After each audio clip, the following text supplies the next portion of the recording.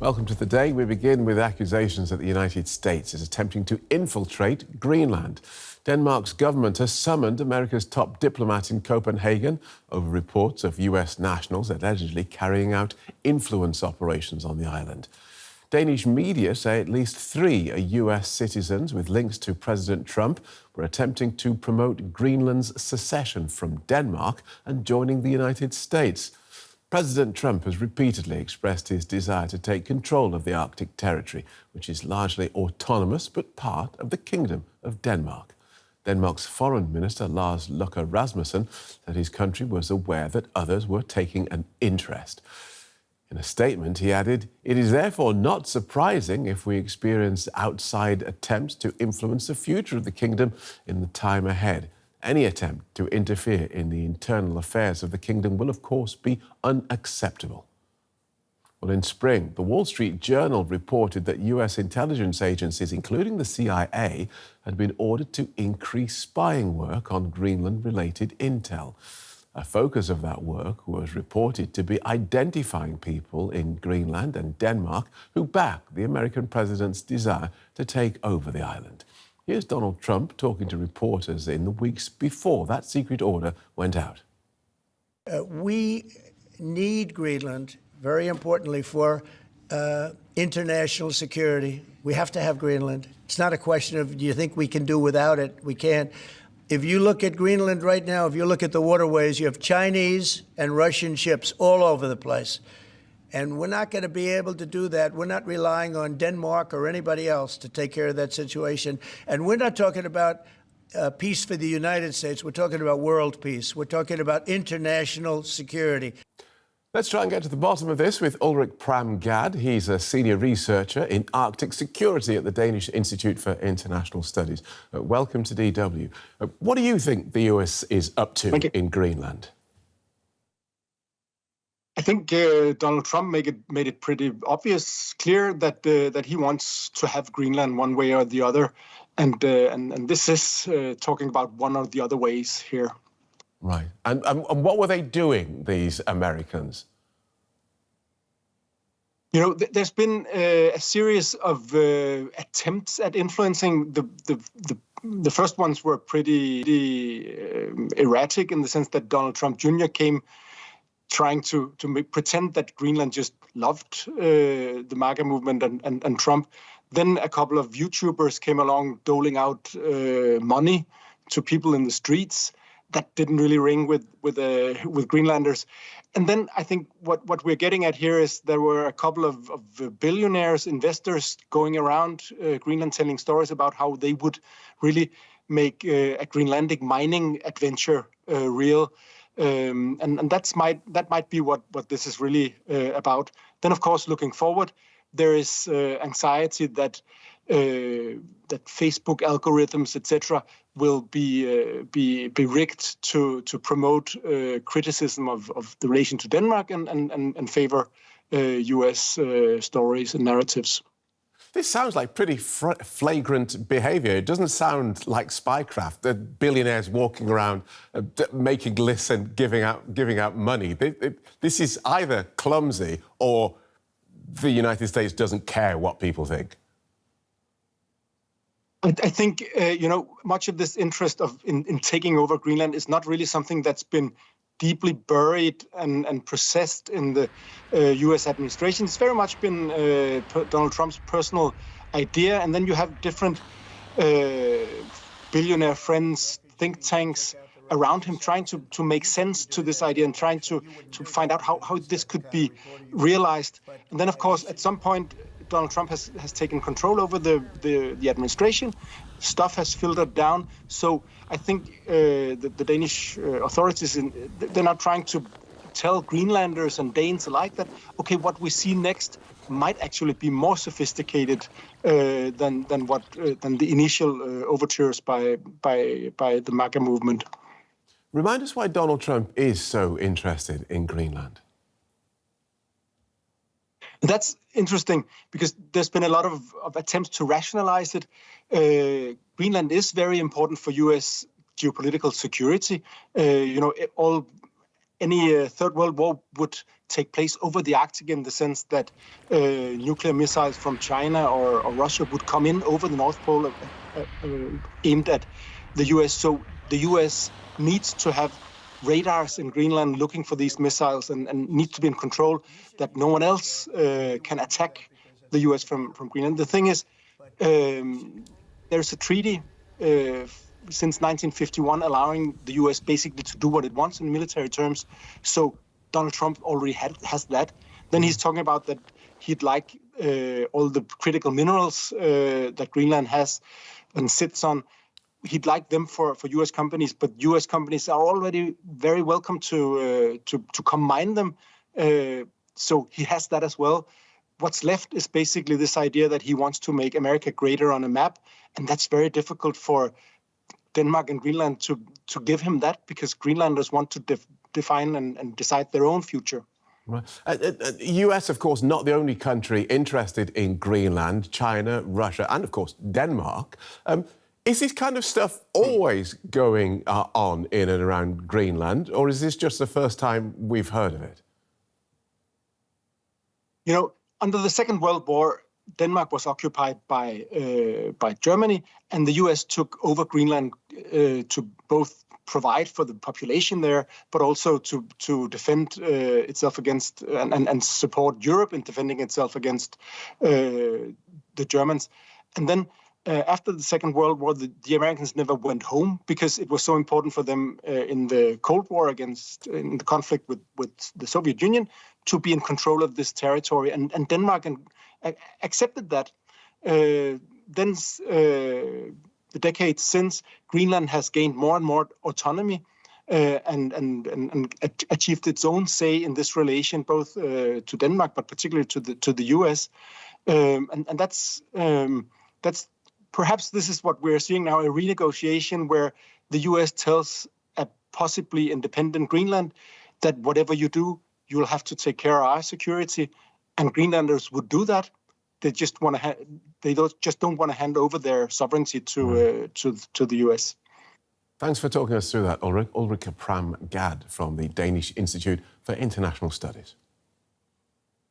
Let's get more from our correspondent, Jack Parrock in Brussels. Welcome, Jack. What do the Danes think US citizens have been up to?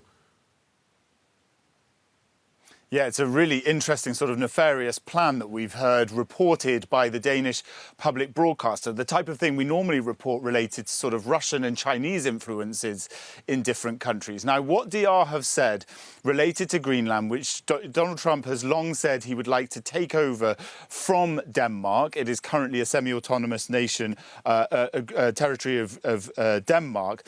They say that they have recorded 3 men that they're not giving the names of, but that the first man, according to DR, has been going around Greenland creating lists, names of people who are supportive of Donald Trump.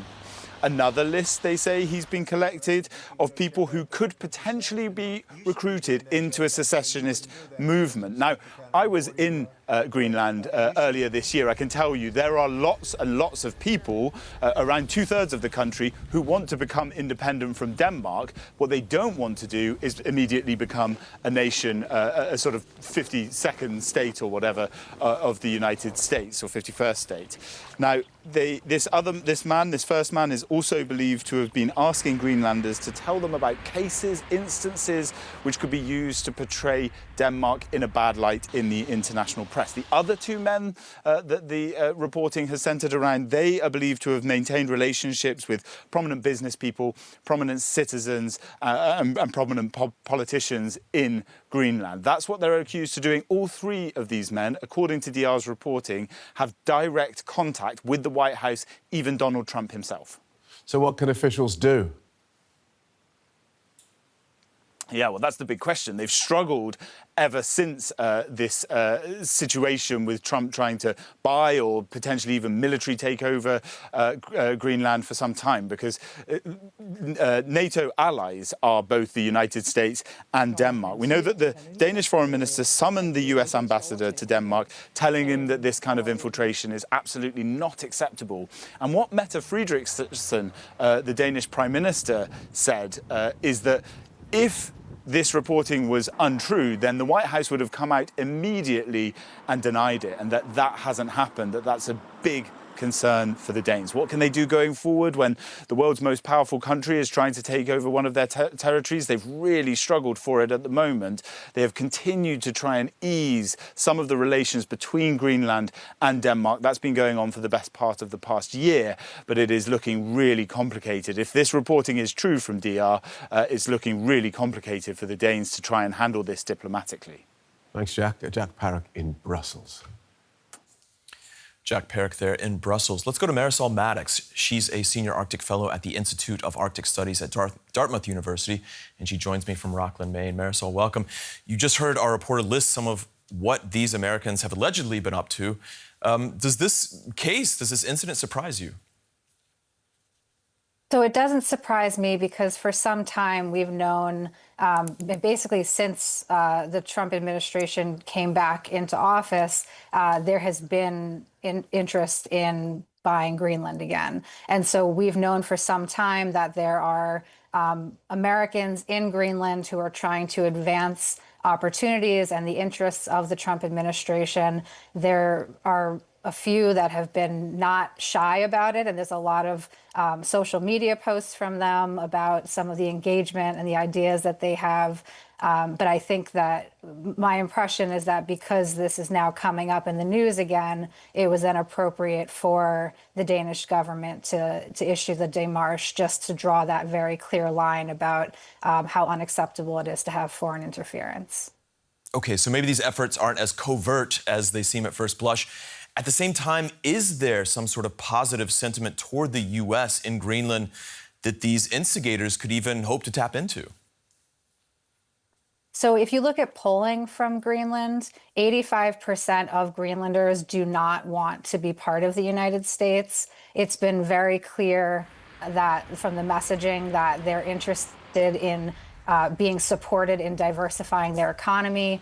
They have actually in recent years maintained or actually strengthened, signaling that they would be more inclined to be a part of NATO, continue to be part of NATO as they are seeking full sovereignty and independence. But this is really something that, you know, they are an important ally of the United States. They just have made it very clear they want to be their own people, to be respected on that basis, and then from that basis to look at incredible opportunities for economic cooperation as well as mutual defense and human security interests as well. Is that wish among Greenlanders for independence, is that really a realistic one right now, given the kind of geopolitical realities in which we're living? Did they see it as realistic as well? Yeah, so they're constantly making strides towards gaining new authorities to gain greater sovereignty. And so what I'm seeing so far is that the Trump administration has said that they would be interested in having some type of special arrangement with Greenland where they would be semi-autonomous, but then have that connection to the United States. If Greenland was going to be developing anything like that, it would really be to be maintaining relationships with the Kingdom of Denmark because of those historical ties. Of course, they have the challenging parts of their history, as all countries that have been colonizers have with their people, but they have a lot of really positive dimensions of their culture and their society as well. And so, I think there's different ways in which Greenland can achieve this, like within the Constitution, ways in which they can, they have been making strides in self-governance, right? And being able to do things like now accept cargo that doesn't have to go through customs in Copenhagen. There's new authorities all the time, but one of the challenges is that Greenland has to be able to develop the expertise in-house to be able to field that capacity. And they're looking at models such as Iceland, which is also a part of NATO, but does not have a military, but plays a very important role in the alliance. Remind us again before we go, what are the strategic interests that everyone has in Greenland right now? This has to do with the Arctic opening up for more seafarers. Is that correct? Yeah, so there are a few different interests that the Trump administration has. One is in economic development, but here I would point to, there is an interest in minerals, but it's so expensive to operate up there. There was just an example of a 30-year permit for a northesite mine that was granted to a Danish-French company in Greenland, and there wasn't even an American company that bid on it because you need a very special type of expertise. Again, it's incredibly expensive to operate up there. There's a real lack of infrastructure, so there's a lot of challenges and hurdles to capital investment. But there is the prospect of some of these, the Tanbreeze mine, for instance, is of interest. There's also, interest in shipping routes as the Northwest Passage is becoming more accessible, but there's also a lot of near-term variability that causes risk.